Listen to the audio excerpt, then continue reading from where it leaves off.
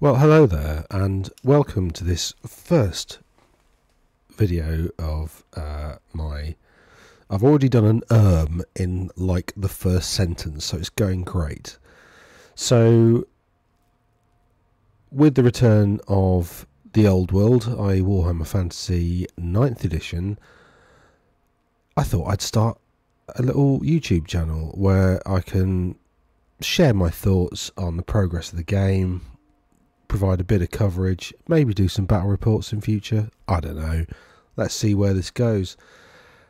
So my journey in the Warhammer universe is I started playing Warhammer, I think around about when 4th edition first launched, maybe a little earlier. I'm not entirely sure. It's a long time ago. I played Skaven a lot. I played a few tournaments. I won a couple of like smaller tournaments. I gave up around about 7th ed for family etc. reasons. I returned to AOS about 5 or 6 years ago. Played a load of tournaments, podiumed again at like relatively small local things.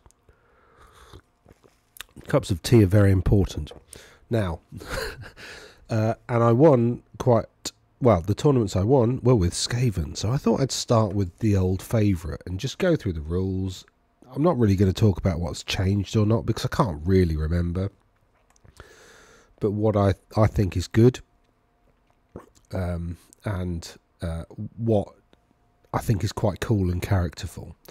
So the first thing you'll notice when you look at the Grand Army composition list is that you are limited to how many of the big clans you're allowed to take. So the Skaven society is divided into a number of clans. The big ones are Scryer, which are like engineers and warpsmiths and stuff, and they do like warp lightning cannons and weird steampunk technology sort of stuff. You've got Eshin, who are like skulky in the shadows and, you know, all that kind of, you know, subterfuge and assassinations and poison and all that kind of nonsense. You've then got Clan Pestilens, which are followers of the Grandfather, and you've also got a variety of minor clans which are represented by the Warlord and the Chieftains, and then you've got the Grey Seers, which are part of the ruling caste of the Skaven, who kind of rule over the rest of them, who have the supreme authority of all of the Skaven, being the Council of 13. There are no Vermin Lords in this edition yet. Given this faction is going to be supported no more than this PDF and maybe an FAQ later, I don't think there ever will be, which is a sort of a shame, but also sort of not. The good thing about Skaven, so about the army selection, the cool thing is, so if you've got a 2,000 point list, you've got to take 2 units of clan rats. I like that, because clan rats are the bedrock of the Skaven army. Now, I am sad to see that Skaven slaves are gone. That's a bit of a shame. I love Skaven slaves because they were like dirt cheap infantry, just blocks that just died. But I can see why they've gone, because it's just a big movement tray that gets deleted. There is tunnelling, so you can have tunnelling Skaven that pop up later. To those of you who are looking at this, my initial reaction was, oh no, where are the weapons teams? Where are my beloved Rattling guns? They are there. The weapons teams are attached to Storm Vermin and Clan Rats. So one of those weapons teams allows you to basically make a deep striking reserve move, sort of deep striking ambush move sort of thing. So they deploy off the table, then they might come on later. The special units, now this bit I think is quite cool. So you have to take a Plague Priest in order to get Plague Monks. So you have to take the leader of that. So a Warlock Engineer from Clan Scryer unlocks Jezzails, Wind Globadiers, and 0 to 1 per 1,000 points. So this is interesting. So if you've got a Warlock Engineer, you can take 1 unit of Warlock Jezzails, 1 unit of Wind Globadiers, and you're allowed 1 of these per 1,000. So you just need 1 or more. That's the key word there. So 1 or more Warlock Engineer, and you can have that. So that's quite cool. And Clan Pestilens Plague Priests allow the same for the Catapult and the Plague Censer Bearers. Night Runners, which are Eshin, and Gutter Runners are, you can take them anyway. You don't need an Eshin Assassin, which again is interesting that they've put that as a, that they've limited your Jezzails, Globadiers, and so on. Yeah. And that's about it. Now, the other big clan is Clan Moulder, and they essentially make mutated rat things. So, like giant rats, rat swarms. Rat swarms are a bit more generic, really. You used to be able to upgrade them, now you can't, which is a bit of a shame, but, you know, whatever. And also, wherever the hell they've gone, Hell Pit Abominations are just insanely weird. And actually, in this iteration, I really like the rule set. I think it's really character. I think all of the Skaven rules are really super characterful, yet still pretty balanced. There's nothing in this that I think is massively broken. There also should be rat ogres somewhere. Oh, there they are. 0 to 2 per 1,000 points. Moulder works differently because Moulder doesn't have a character, although they have, Moulder have like whippy rats that whip these guys on. So the main thing, I think, if we go to the Skaven special rules to begin with, the main thing that you'll notice is that they have, that quite a lot of units have the Warband and Horde universal special rules, which essentially means that they can add an extra point to their rank bonus. And also, Warband gives you a leadership bonus to your leadership based on the current rank bonus. So actually, although leadership 7 might seem quite low for a general, actually, in a unit, most times, it's going to be 9 or even 10 in some instances. So when they're in numbers, they are near unbreakable. But when they start to get whittled down, they run away very quickly. So Skaven need to keep on top of their casualty count to make sure that only the biggest units are getting into combat and the other units are running away and staying runaway. Not as in perpetually fleeing, but just out of the way so the opponent can't get kill points on them. Scurry Away, which almost, I think everything has actually, they get +1 to flee rolls, which is pretty good. It allows them to keep running away because not a lot of stuff in here has got swift stride, so Skaven don't really do cavalry. However, they do get +1 to flee rolls, which actually is pretty helpful. It's the flee roll, so it's essentially they flee 2d6 +1. Quite a few Clan Scryer weapons have this poisoned wind ability, and I think a couple of Pestilens have it as well. Essentially, 6 is always wound, and also you don't get armor saves against it, which is mega. The strength of those weapons is pretty terrible, however. So, I feel a sneeze coming on. Everybody around me has had a cold for the last week or two, so I think I'm due one. And Warpstone weapons, which only a few characters have, essentially hand weapons get armor piercing 1 and magical attacks, which is, the Warpstone weapons rule is exactly the same rule as the Chaos Warriors warp weapons, or whatever the hell they're called. So that's quite cool. They're very chaos themed. In fact, Skaven are sort of part of the Grand Alliance of Chaos, as it were, so thematically, so that works pretty well. So moving on to the heroes, you've got a Warlord, you've got a Chieftain. They don't have mount options. Warlord's got leadership 7. It's got the Warband special rule, which means Warband means your leadership is enhanced by the current rank bonus. Okay, Horde allows you an extra 1 to your rank bonus. Now, Horde, I think, the whole unit has to have it, so every model, in order for that to count towards rank bonus. I'll just quickly check that. A unit with this special rule may increase the maximum rank bonus it can claim by 1. Perhaps not, actually. I'd say the intent is that this guy in a horde unit, like your main core unit of where's it gone? Clan rats, here we go. So you have to take 2 of these in the 2k list. They have horde, warband, they're close order, scurry away. And I love the fact that they've put a maximum number on it, because you could get stupid with unit size of clan rats, bearing in mind they're only 4 points each. I mean, you're probably going to give them shields, and you're probably going to give them spears for the extra, like, supporting attacks. So if you take 40, you know, that's like an 8x5 block, which is probably how you're going to deploy them. That's how I would deploy them.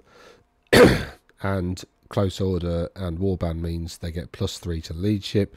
You put your claw lord in there, essentially you've got a leadership 10 rat unit until it starts to die, and you know the 5-up save will help them against, you know, until it starts to die.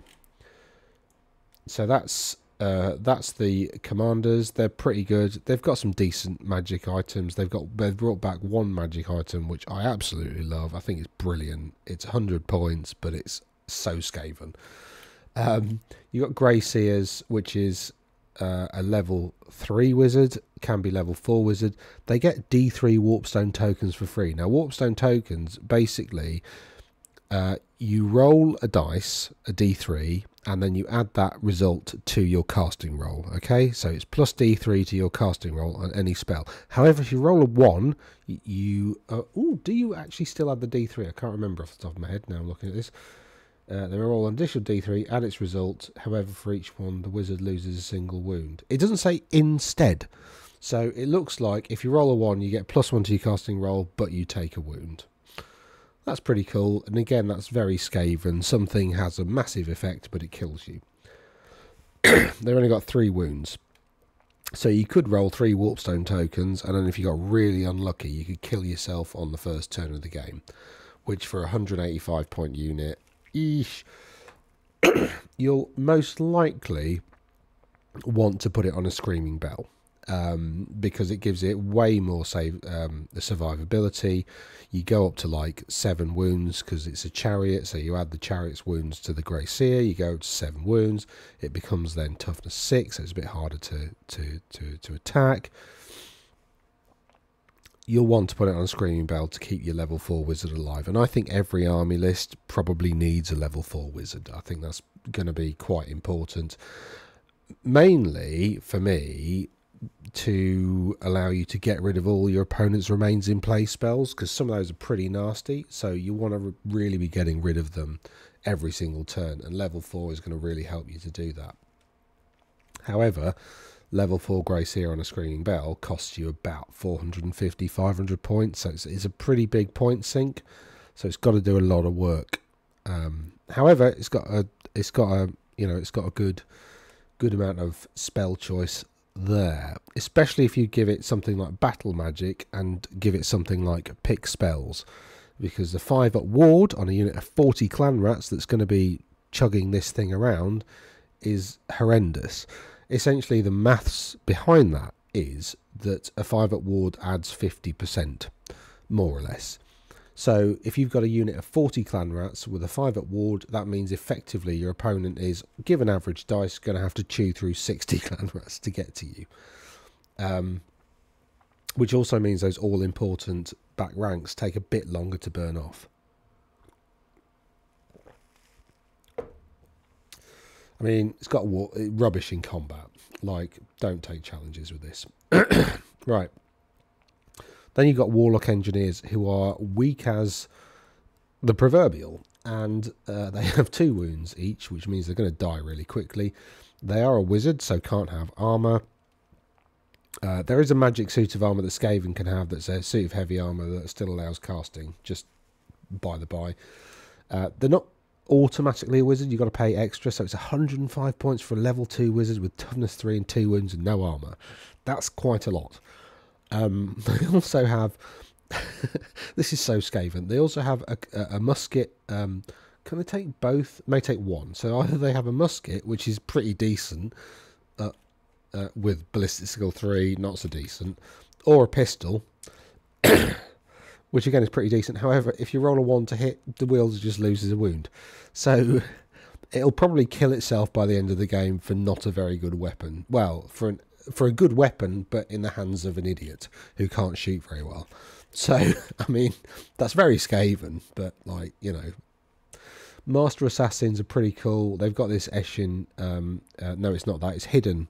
So you can hide them in a friendly Skaven unit whose troop type is infantry and has a unit strength of 10 or more.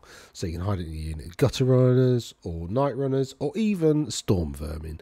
And then you just reveal it, and unlike, I think, 6th Ed, where you had to kill a model, because it kind of was hiding under a cloak, you don't have to do that. So that's good. It's got poisoned attacks. It's got quite a lot of attacks. It's high weapon skill. That's better than a Chaos Lord, by the way. It's pretty decent strength and toughness, but no armor. So it's a bit of a glass cannon, and can only take 50 points of magic items. The only thing that can take 100 points of magic items is a Warlord and a Grey Seer. Why does 100 points matter? Because, like, you're not a Skaven player if you haven't got the Fellblade. Like, look at it. It's amazing. Firstly, you're not allowed any saves against this weapon. It's designed to kill Nagash, right? No saves against this weapon. However, during the command phase of your turn, you must roll a d6, and on a 1, your bearer loses a wound. It's strength 10. It's got magical attacks and multiple wounds d3. It was originally designed for an assassin to go and kill Nagash. So, you know, a clan Eshin assassin. So it's a bit weird that they've not allowed Eshin assassins to take up to 100 points so they can take that. But, you know, because that's kind of what the whole point of the weapon. But whatever. Where were we? Oh yeah, Clan Pestilence Plague Priests. You can stick it on a Plague Furnace and push it around with some Plague Monks. Again, it's only got 2 wounds. It can be a wizard, which means it can't take armor. It's 120 points for a level 2 wizard with 2 wounds. Toughness 5, which is pretty stonking, but however, only 2 wounds. It's not very survivable for that many points. You know. You got Storm Vermin, which are basically elite clan rats, so they've got 1 better weapon skill, they've got 1 better initiative, that's about it. They cost quite a lot more. They start with heavy armor though, they can take shields, they've got halberds, so they're basically strength 4 AP 1 in combat, but that reduces them to a, you know, they do have warpstone weapons, so they're AP 1 with the normal weapons, and the normal weapons do magical attacks, whereas halberds are like they're not halberds aren't warpstone. Oh, actually, I'll check that because that's the thing with Chaos Warriors. Warpstone weapons, yes, it's just hand weapons. So, you know, they're always AP 1, and you can either go to strength 4 with a 5-up save if you've got shields, or you can leave your 4-up save in place and stick it at strength 3. So there's a bit of flexibility there. Command's not that expensive. Clan rats. Again, we've talked about them. They're pretty rubbish, but cheap as anything. They do need a character in though to boost their leadership, because a claw leader and 3 ranks gives it leadership 8, but that's neither here nor there. Here are the weapons teams. Now these things come in and are deployed with. Here we go. Have 1 attached weapon team. Have 1 weapon team.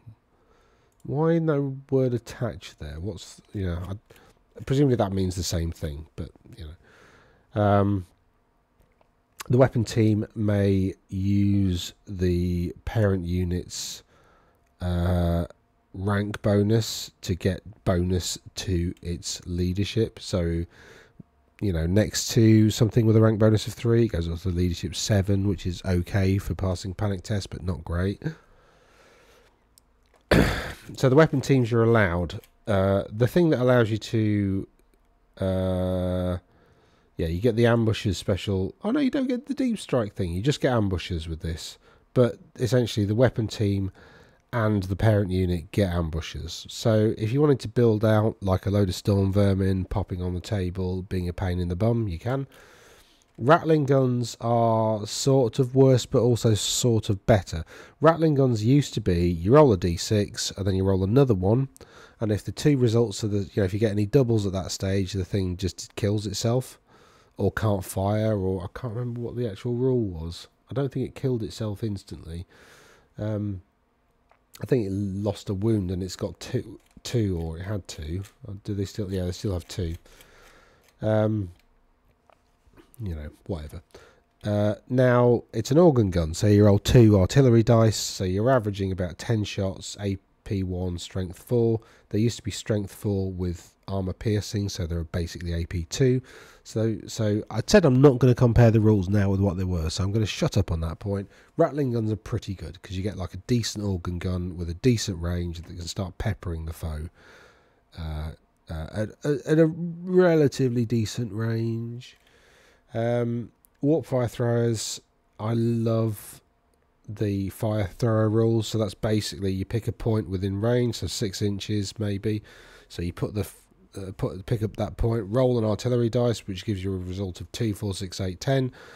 Then you move your mark forward. So essentially, you've got the team here. You pick a point there. You roll your artillery dice. That's where the thing starts, and then you put the flame template there. So if you can get that to land on a Bretonnian lance, that's a lot of Bretonnians hit.